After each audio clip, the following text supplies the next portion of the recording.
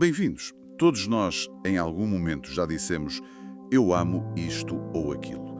Mas, na prática, o que é que isso significa? É um sentimento? Uma declaração? É uma ótima pergunta. A análise de hoje mergulha precisamente nisso, a partir de uma frase, curta, mas incrivelmente desafiadora, atribuída a Jesus. É de João 14, 23. Exatamente. A nossa fonte é um artigo do pastor Leandro Amador, que se foca nessa citação. Se me amam, obedecerão à minha palavra. E o nosso objetivo aqui é tentar perceber o que esta ideia radical, que o amor não é um sentimento, mas um conjunto de ações, realmente significa. E se isso se aplica só à fé ou se revela algo mais profundo sobre todos os nossos compromissos? Exato. É que é uma distinção crucial, sabes? E o artigo, acho eu, lida com isso com cuidado.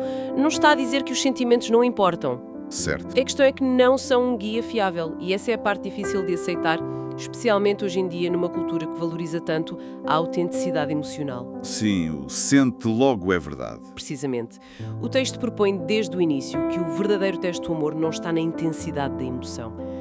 Que pode ser volátil, mas na consistência da ação. Que neste caso é a obediência. Neste caso, a obediência. É uma ideia que, como tu dizes, colide de frente com a nossa intuição moderna. Lido mesmo, A minha primeira reação é de alguma resistência. Estamos tão habituados a pensar que seguir o coração ou ser fiel aos sentimentos é o auge da autenticidade. Claro.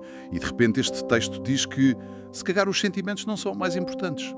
O artigo descreve a frase "se alguém me ama, obedecerá à minha palavra" como simples, mas profundamente exigente. E é? O autor contrasta-a com outras manifestações de fé que são, se calhar, mais fáceis. Ele menciona coisas como sentir paz ao orar ou emocionar-se com um louvor. Que são experiências perfeitamente válidas. Sim, claro, são válidas. Mas o ponto dele é que Jesus não estabeleceu essas emoções como a prova do amor. A prova é a ação. E essa exigência vem precisamente daí. Vem de mover o amor do campo passivo para o ativo. Sentir algo é em grande medida involuntário. Acontece-nos. Sim, não controlamos. Exato, mas escolher agir de uma certa maneira, especialmente quando é difícil ou vai contra o nosso desejo imediato, isso é um ato de vontade. É uma escolha. É uma escolha. O que o artigo sugere é que o amor, neste contexto, é uma decisão contínua. A obediência não é uma regra fria que se segue por obrigação. É mais o resultado natural, a prova viva de uma convicção que está lá dentro. Torna-se a manifestação visível de um compromisso invisível. Ok, isso ajuda a clarificar. Quer dizer, não se trata de anular a emoção, mas de não a colocar no centro do palco como o juiz final. Exatamente. Mas é aqui que a coisa se complica, porque o artigo avança por um território bem mais desconfortável, que é o dos perigos de uma fé ilusória. Espera um pouco. Uma coisa é a ideia de que as ações são mais importantes que os sentimentos. Mas o artigo vai mais longe e fala em fé ilusória e auto-engano. Isso não é um pouco arrogante? Sugerir que alguém que sente genuinamente a sua fé possa, na verdade, estar a iludir-se? É uma questão perfeitamente válida e é talvez o ponto mais provocador do texto. O autor justifica isso através de paradoxos. Paradoxos? Sim, ele argumenta que o autoengano é possível precisamente porque os nossos sentimentos podem criar uma narrativa muito convincente, mas que não corresponde à realidade das nossas ações. Ok. Ele aponta que é possível falar de Jesus, citá-lo, defendê-lo publicamente e, ao mesmo tempo, na prática, não o seguir.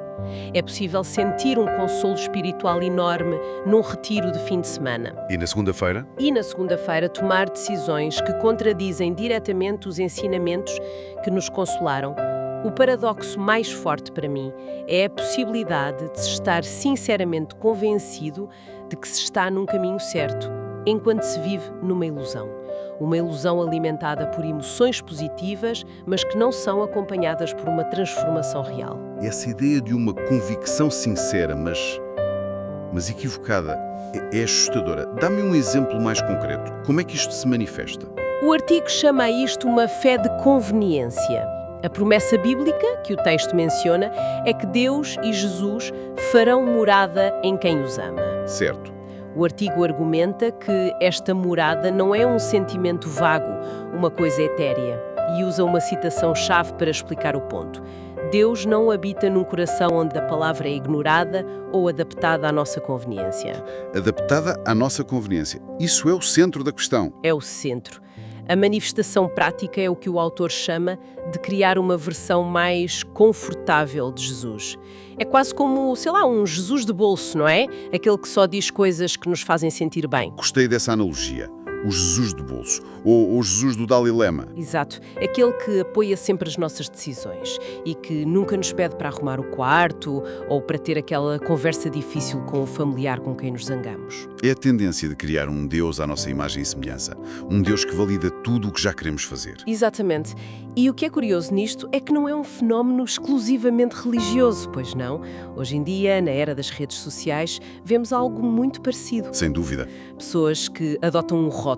Sou ambientalista, sou ativista, sou defensor da saúde mental. Mas depois, as ações diárias, os padrões de consumo, a forma como tratam os outros, não refletem essa identidade. Há uma dissonância. Uma dissonância enorme entre a identidade que se projeta e as ações que se praticam. O artigo está a tocar num ponto universal da condição humana, a nossa capacidade de nos convencermos de uma narrativa sobre nós mesmos que os factos da nossa vida não sustentam. Ok, essa ligação torna o conceito muito mais claro e mais universal, honestamente. Para evitar que isto fique só no campo da crítica, o artigo propõe umas ferramentas práticas, uma espécie de espelho. Sim, as perguntas de autoavaliação. Exato. Apresenta um conjunto de perguntas que parecem ser o coração da aplicação prática disto. A primeira é: o Jesus que eu digo amar é o Jesus dos Evangelhos ou uma versão mais confortável? É uma pergunta brutalmente honesta. Como é que uma pessoa sequer começa a responder a isto com honestidade? Bem, é difícil porque exige duas coisas. Um conhecimento real da fonte, neste caso os Evangelhos, e uma autoanálise muito, muito honesta. Certo. A diferença fundamental é que o Jesus dos Evangelhos é consistentemente desafiador. Ele confronta a hipocrisia, pede para amar os inimigos, para perdoar incondicionalmente, para colocar os outros em primeiro lugar.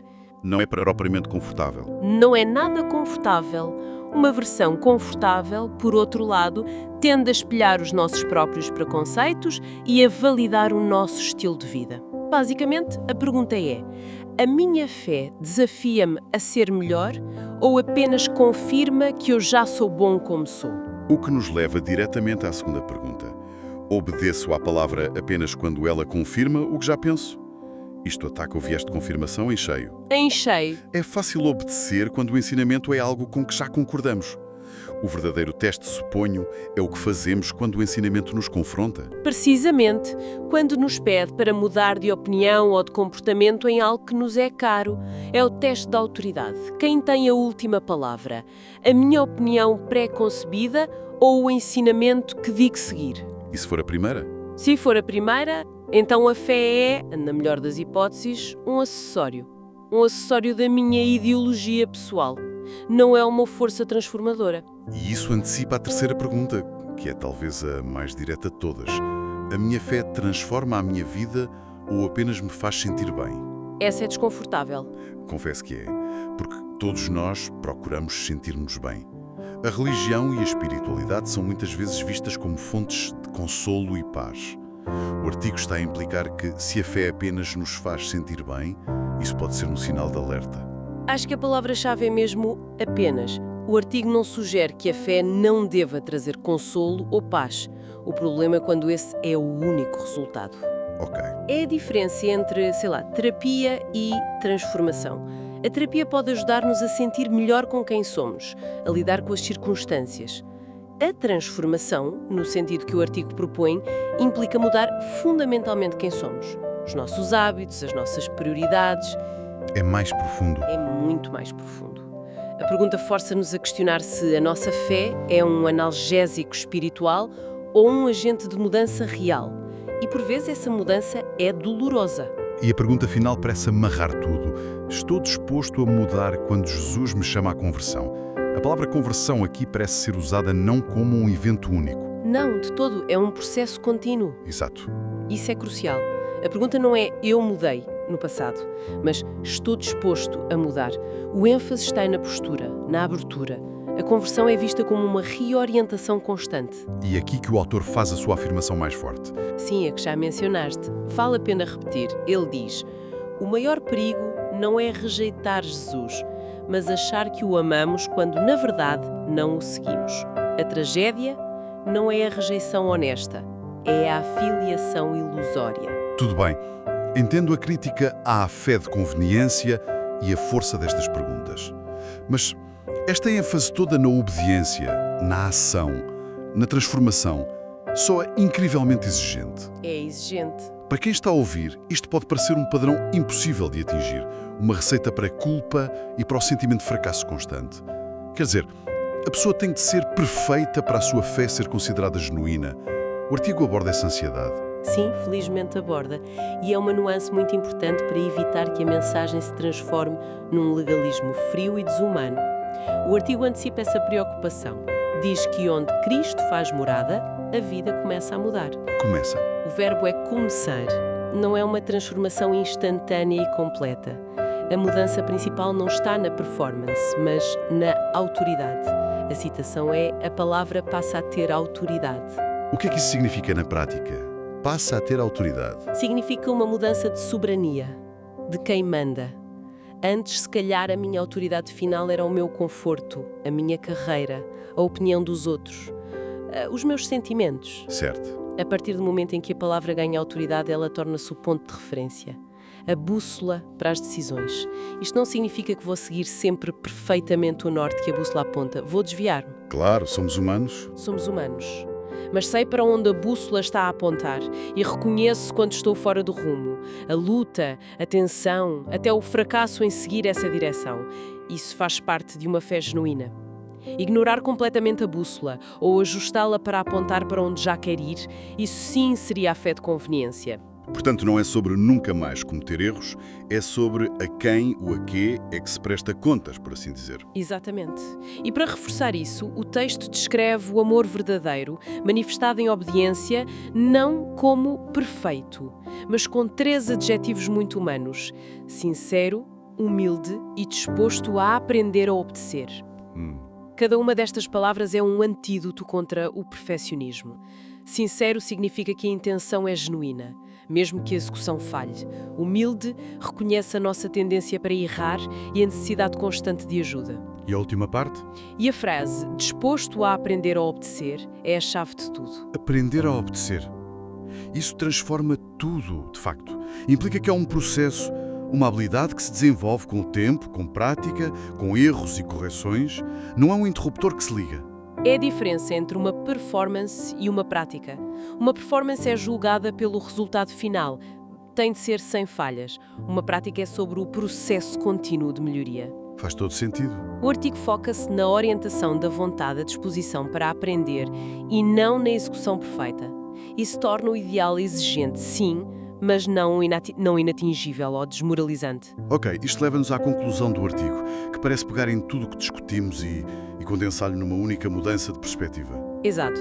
O autor sugere que a pergunta que muitas pessoas de fé se fazem pode ser a pergunta errada.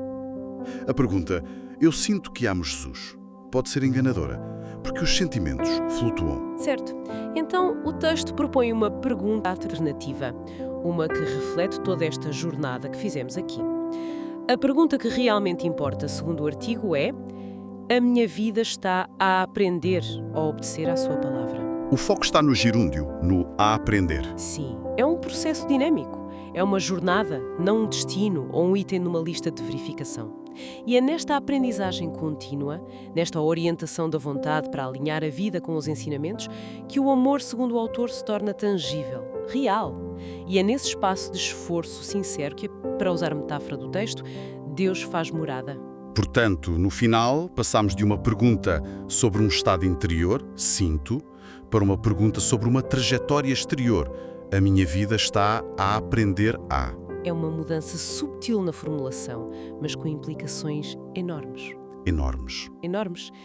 E isto, se calhar, deixa-nos com uma reflexão final que transcende o próprio artigo. Se retirarmos este princípio do seu contexto puramente teológico por um momento. Ok. O princípio de que a convicção genuína se manifesta em ações consistentes e não em emoções passageiras.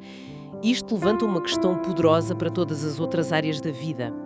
Como, por exemplo? Que aspecto teria se avaliássemos todos os nossos valores e crenças fundamentais, sejam eles éticos, políticos ou nos nossos relacionamentos, não pela intensidade com que os sentimos ou pela eloquência com que os defendemos, mas pelas provas tangíveis que as nossas escolhas e os nossos comportamentos diários fornecem. Uau!